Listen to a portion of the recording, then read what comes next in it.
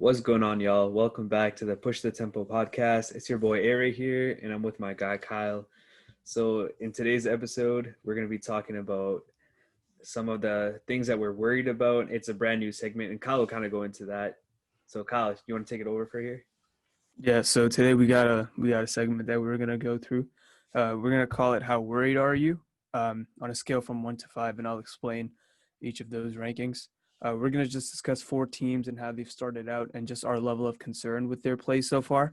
So, like I said, it's more through 0 through 5. 0 is if you're a bench warmer on the 2017 Warriors, you're not really worried about anything because you know you're gonna win the championship. 1 is you're defending Ben Simmons at the 3-point line. You don't necessarily have to, but there's maybe a 1 in a million shot. He hits that shot if he takes it. 2 is you're the Lakers and Marc Gasol fouls out of a game, so you have to close the game with Montrezl Harrell, which you're not too worried about because you still have Anthony Davis, so that's still a minimum level of worry. Um, Level 3 is you matched up with the Blazers past the first round of the playoffs.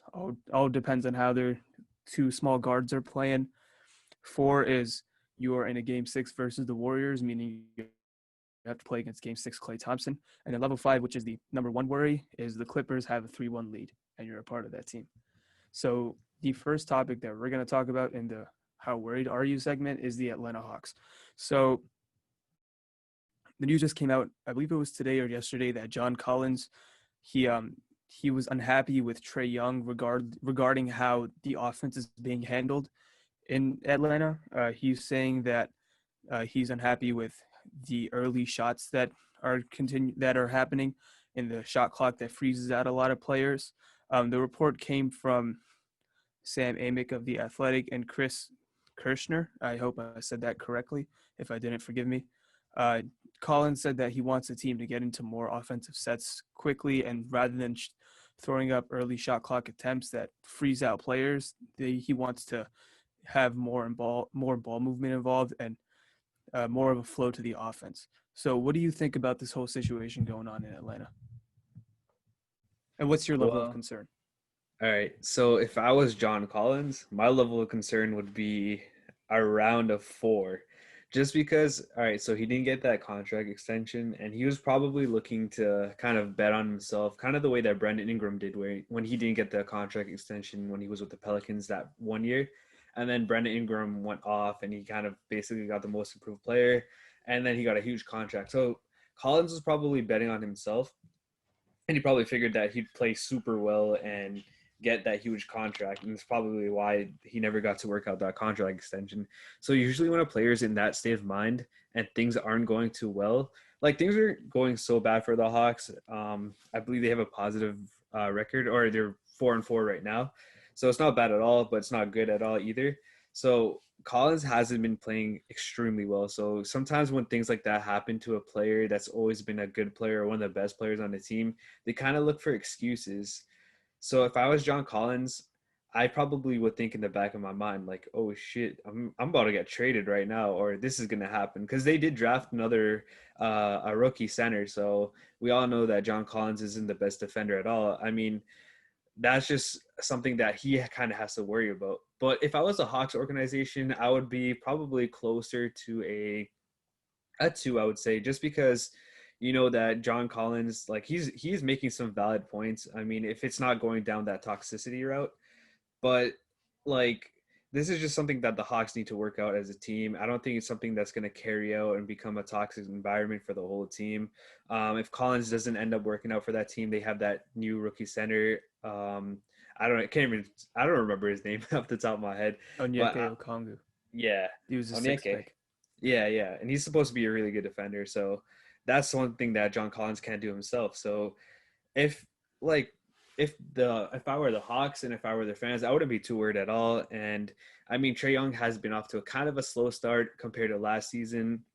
He isn't being as efficient, and he's averaging like about 5 turnovers. So that's one thing I'd worry about. But overall, I'd give that situation probably a 2 in the sight of the Hawks. What about you?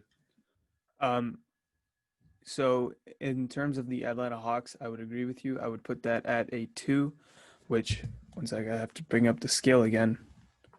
What level was that? Oh, that was the Marcus Gasol testing. Yep. So in terms of the Atlanta Hawks, I would agree that's a 2.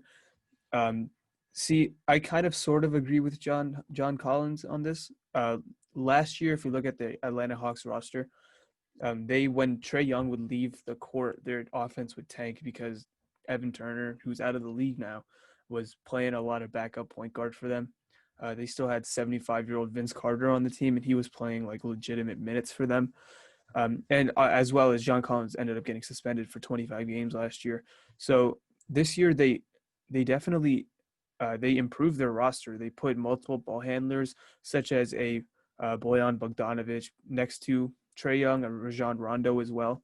And I think Trae Young is obviously great at what he does with the ball in his hands, and he can create a lot of mismatches and create a lot of opportunities for others. But at the same time, you kind of have to blend in some off-ball play with the on-ball brilliance of Trae Young at the same time, not to only make your team better and give other guys the ball to not only keep morale high, but also make your team more unpredictable, but to also make Trae less predictable. Because when he's off the ball, if he's not doing anything, teams can kind of scheme against that. You know what I mean?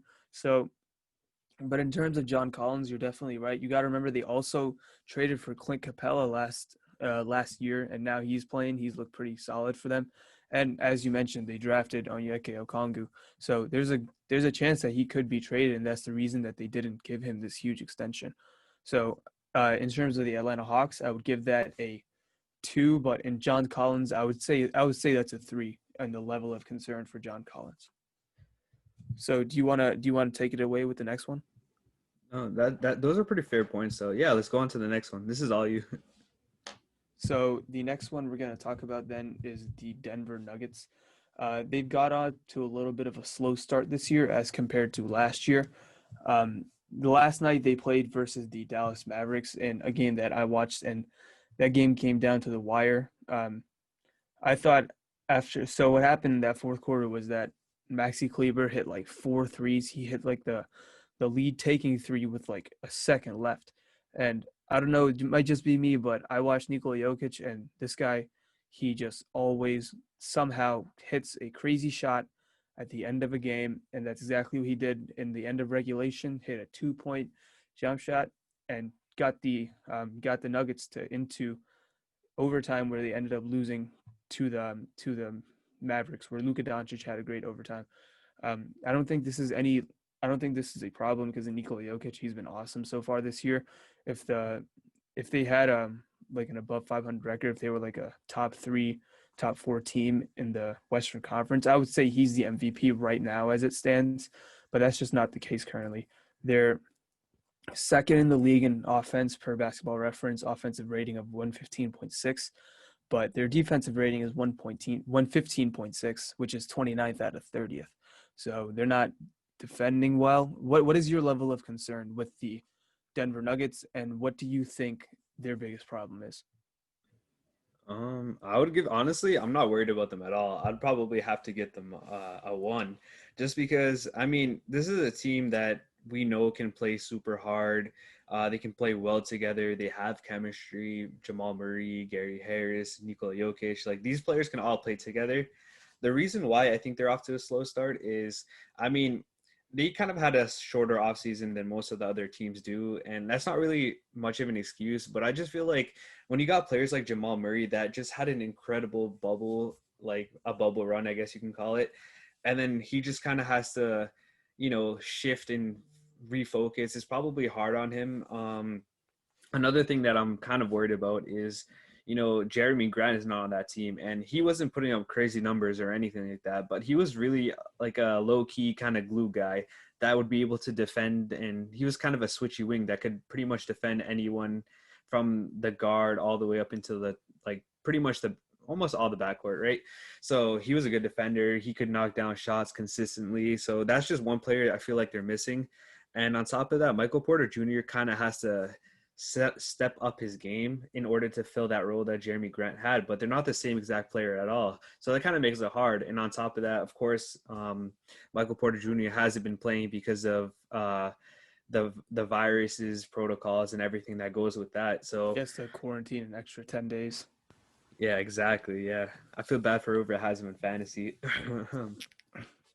Sad. Feel bad for them too. Um, I agree with you. I would give them on a scale from 0 to 5 on the how worried are you scale. I would give them a 1 as well. Nikola Jokic is playing out of his mind right now. He's the best. He's the best center in the league right now. It's still, I would say, the gap is widening slightly between him and Embiid. I would say he's better right now though, just because his numbers and what he's doing is insane. He's really a matchup nightmare for anybody in the league, really.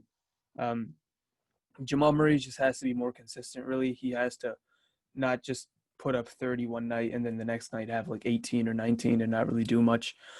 They are missing Michael Porter Jr. That can't be understated because he's a guy that they're looking at to take a big leap this year because in the bubble he had his moments. I just hope he can stay out of his own way. You know what I mean? He was quarantining for, I believe it was supposed to be 4 days because of contact tracing, and now he has to quarantine an extra 10. We don't know the specific reason why, but I would hope he didn't break any NBA regulations and rules and stuff. But I mean, it is what it is now for them. But I agree. I don't think this is too much of a concern for them. Their defense might be a legitimate problem, but considering that they lost Jeremy Grant, who's a pretty solid defender, but I think their offense will more than enough carry them because I think Nikola Jokic will continue this great play, and I think Jamal Murray will find a level of consistency that so far into the year he's kind of struggled with. Yeah, I know. I kind of hate saying this, but I feel like Jamal Murray is literally so inconsistent in the regular season, and then he turns it up a notch in the playoffs. And I kind of hate that argument, like, oh, players are different in the playoffs, but it's just like what we've seen over and over again from Jamal Murray. Maybe it has to do with his girlfriend, which I don't want to bring into this, but I don't know what it is. It's just so he's such a streaky player. Like he can go on runs where he's just like look like he's the best player on the court. There was times in that series against the Clippers where he was legitimately the best player on the court at the time. And For one, then let's not get carried away. For one game, he was. yeah, but still like there was times where he literally looked like the best player on the court. And then now it's just kind of like wishy-washy, if you know what I mean. But yeah, no, I definitely see this team bouncing back and with pretty much ease, to be honest. Um, Jokic. Okay, can we just take a second to say Jokic has been playing out of his mind so far this year, Bro, skinny Jokic, man. I know you want to read his stats. Let's go for it. bro? His stats are crazy. He's a center, and I think it's. See, I find it more impressive for him to average a triple double because don't get me wrong, Westbrook averaging a triple double is impressive.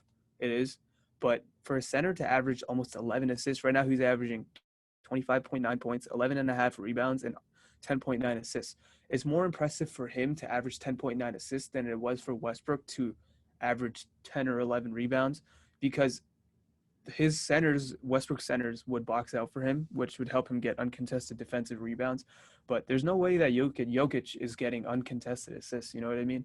He's just he has the ball in his hands, and teams know that he's like the main operator of their offense, and he's continuing to put up insane numbers.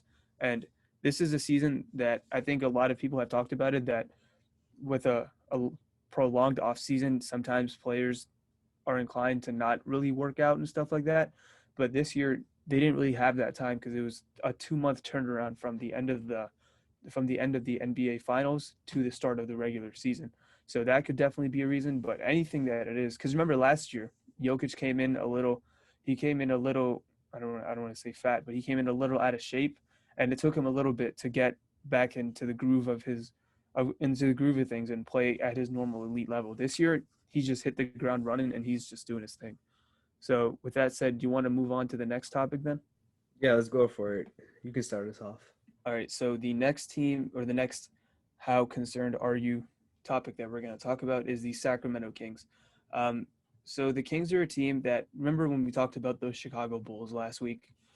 We said that they're one of those teams that they might never reach their full potential because they have talented players.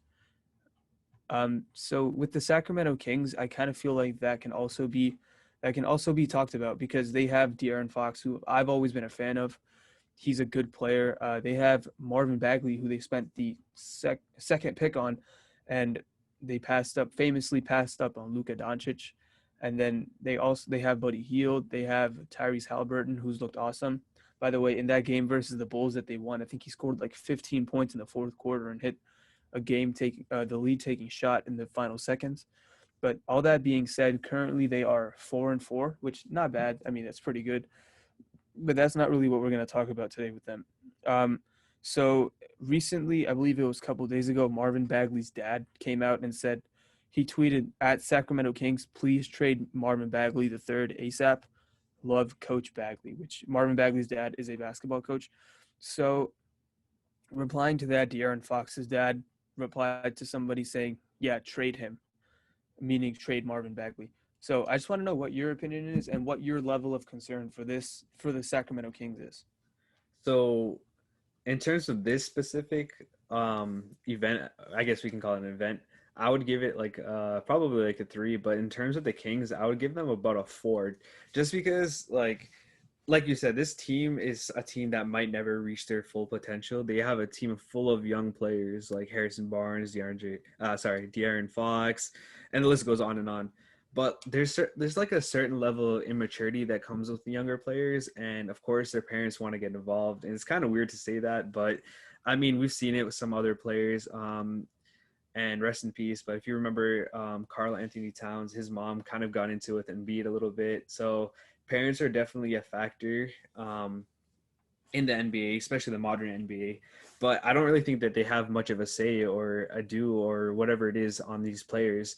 I saw an interview and De'Aaron Fox was kind of just brushing it off, and he was all business, and that's something that I really respected out of De'Aaron Fox. I'm pretty sure Marvin Bagley feels the same way. Granted, Marvin Bagley isn't playing that well, and who knows, the Kings management isn't the best management at all. They're kind of really bad at their job. Last thing that I would want to see, and this is something that I'm pretty worried might probably happen, is the management might do something, kind of blow up the team, and players will be, moved and shopped, and it'll just create like a weird type of environment. That's just my personal belief. I'm not too sure what will happen, but I am worried that this Kings team will never reach their full potential. What about you? What's your rating on this? So this is where we're going to disagree. For the Sacramento Kings, I agree with you that this is a level of concern. I would give that a three, but in terms of them trading Bagley, I would say that's a zero. I would say that that's basically the same as if you're a bench warmer on the 2017 Warriors. You have no worries in the world. You get to live in California, and you get to play for the greatest team ever. So no worries. The reason for that is, what trade value does Marvin Bagley have right now? He has no trade value because he's not playing well. You know what I mean? He's struggling to even post up smaller players and take advantage of mismatches. He's a guy that if they traded right now, they would not get back value because they spent a second overall pick on him. So you're not going to trade that guy for pennies on the dollar to get nothing back. And then you at the same time, you can't ask for too much for him because he's not producing whatsoever currently. You know what I mean?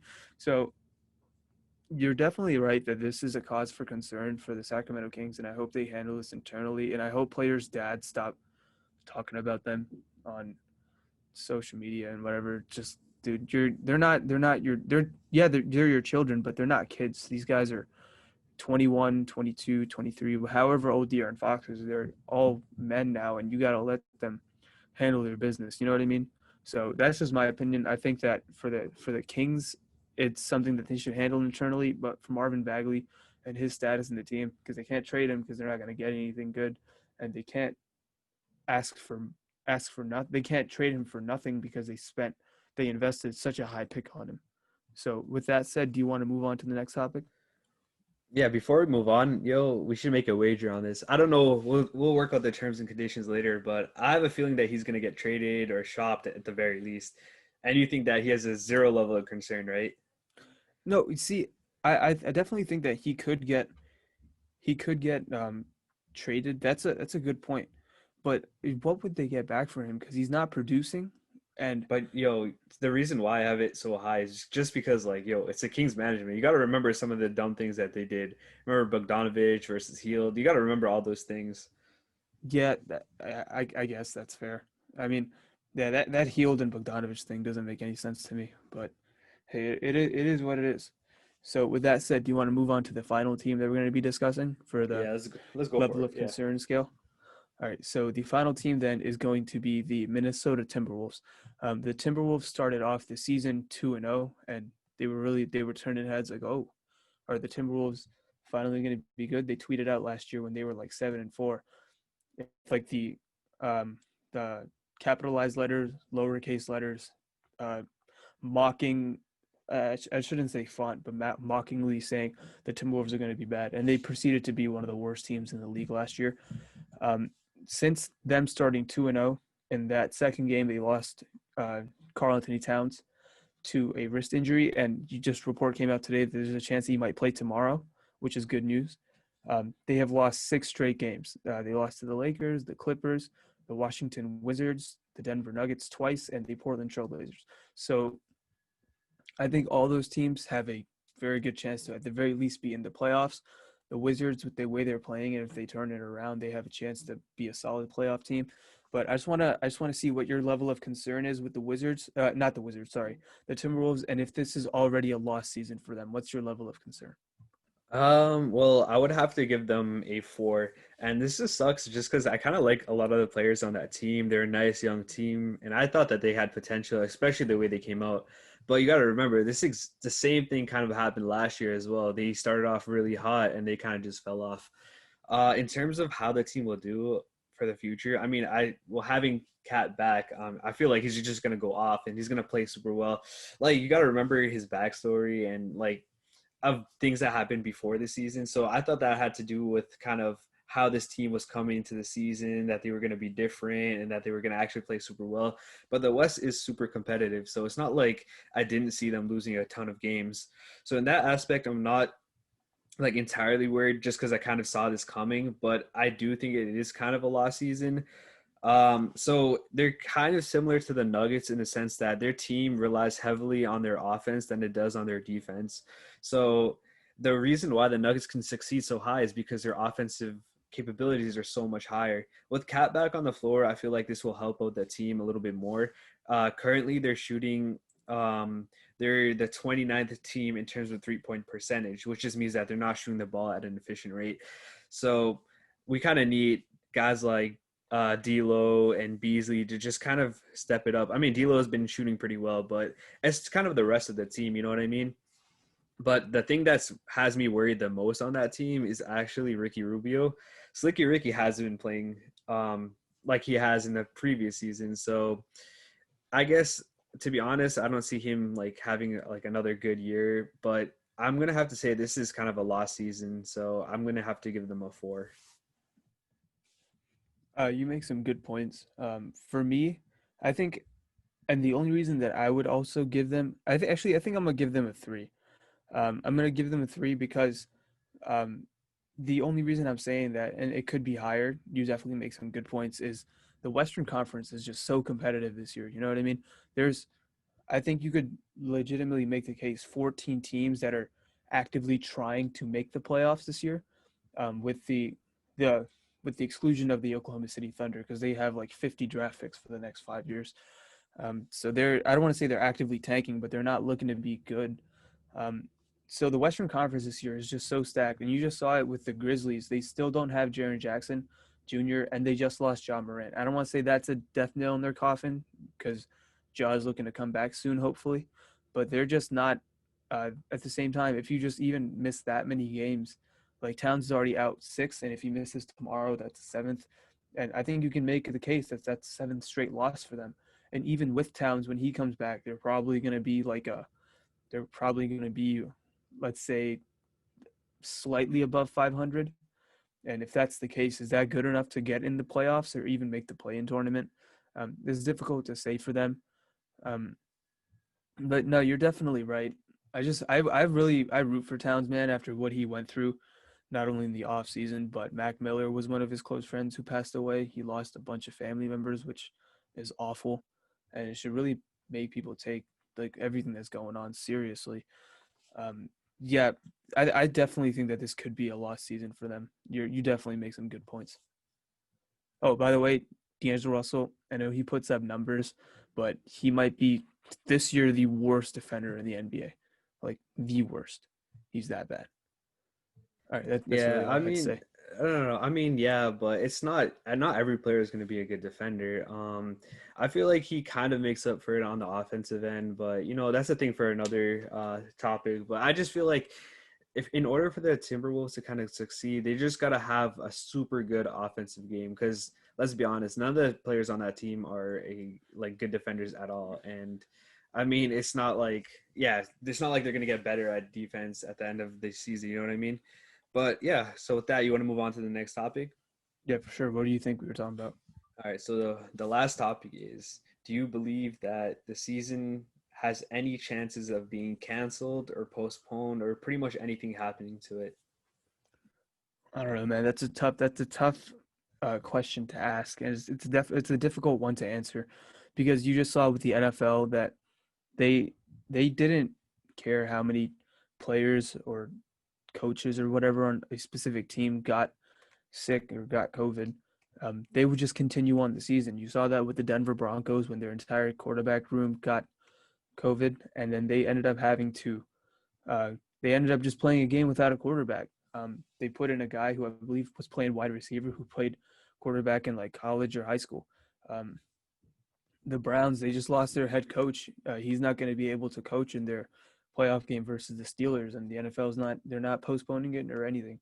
Um, I would hope that's not the case. There was just the news that Seth Curry tested positive and that multiple Sixers players are looking to miss some games in quarantine, which you hate to see. The Sixers are playing great basketball right now. So, I mean, I think it would have to reach a a huge amount of positive cases, or otherwise I can see the season going on. But the NBA has been one of the more progressive leagues in American sports, so I think it could go either way. But it's just a very difficult question to answer. No, exactly. That's exactly why I have to give it a three. I agree with pretty much every single point that you made. Um, like you said, this league is probably more advanced than some of the other leagues, but they do look like they're kind of pushing it. One thing that I'm worried about is it's not like the NFL where you got to have every single like you don't like you got 52 players on the team. There's like a G League or whatever you want to call it in the NFL. I'm not an NFL fan like that, so I don't really know. But like a practice squad, that's what it's called. Yep. But anyways, yeah, like the G League this year is kind of separate from the NBA this year. So it's gonna be difficult, especially like if one player gets positive and then you've got like another player that kind of gets into contact with them. And then now you've got two players. But then let's say three other players are injured or have personal problems or maybe another one gets it. Now you only have 10 players. And I believe there's like a limit of how many players that you can have. Because if you remember that Rockets game with the Thunder, that one didn't happen. It actually got postponed just because there wasn't enough players eligible to play on that team. So that's kind of my fear is that like there's a possibility, and I know they're doing like countless numbers of tests every single day, rapid tests, but there is a chance that there could be a bunch of negative tests. I'm not like a doctor and anything like that, so I don't want to go too crazy into all the details, but I definitely see a scenario where it's possible that one team's just going to have it and they're not going to be able to play. And then games are just going to end up getting mixed up and messed up and postponed, and things could go really crazy in the wilds. But I don't think the NBA at all are probably going to cancel or postpone the season just because, the vaccine is now out and they're probably just trying to push it until they can make it.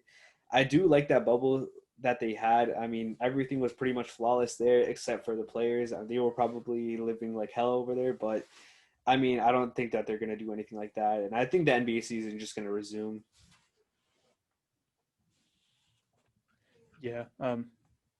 Let's just hope everyone in the NBA can stay healthy and continue to test negative, because the last thing that we would need is for basketball to go away, and that would definitely suck. Did you have anything else that you wanted to talk about today? Nah, that's pretty much it, man. All right, for sure. So why don't you take us out then? Man, can you say the other way? No. All right, I'm just going to ride us out, guys. All right, so that's pretty much it for this episode. Appreciate y'all for listening. If you guys want to follow us, we're on YouTube under the East Coast Browncast. We also have an Instagram, ECBcast, and that's our general overall podcast where we have it with some of our other friends. It's five of us. This is kind of like the spin-off podcast, Push the Tempo, but we're also on Spotify, Apple Podcasts, Google Podcasts, pretty much anywhere that you listen to your podcasts. So with that, we appreciate y'all for listening, and we'll catch you guys in the next episode.